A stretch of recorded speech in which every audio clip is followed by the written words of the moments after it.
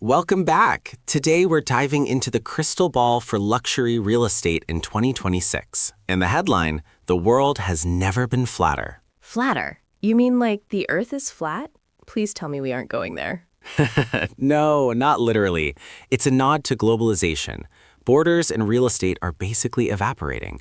We are looking at a frictionless era where elite markets, think New York, Dubai, Monaco, are all competing on one single stage. Okay, but before we get to 2025, we have to talk about the bumpy ride we just got off of.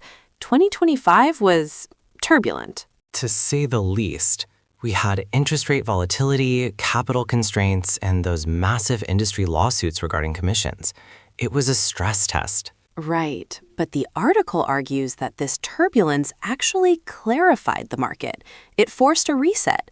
The chaos didn't break the luxury sector.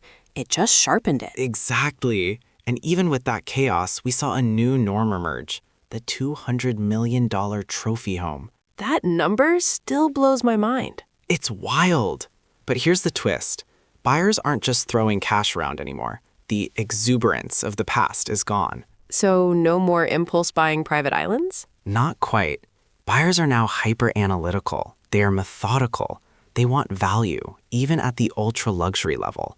They're sitting on the sidelines until the deal makes perfect sense. But who are these buyers? Because the data here is staggering.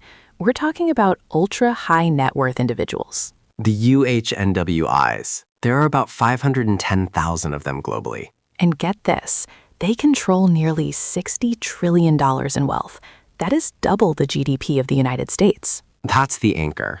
The market isn't floating on feelings. It's floating on a massive, durable ocean of capital. And that ocean is getting deeper. We are on the precipice of the largest wealth transfer in history. The Great Wealth Transfer. Yup.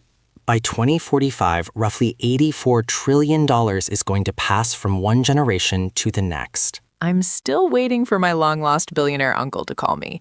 But seriously, that generational shift changes everything about what they buy, not just if they buy. So where is this money going? The report calls these buyers global nomads. They are mobile and intentional.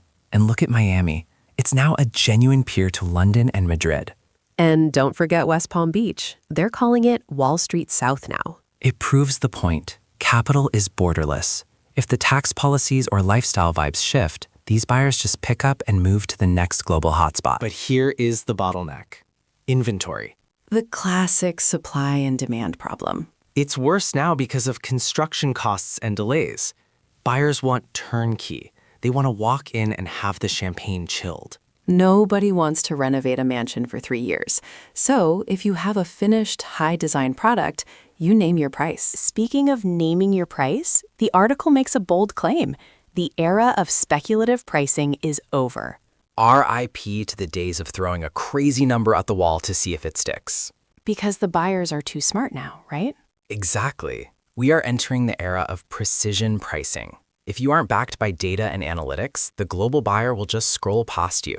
They know the market better than the sellers sometimes. Now, we can't talk about the future without talking about AI. True, predictive valuation is huge.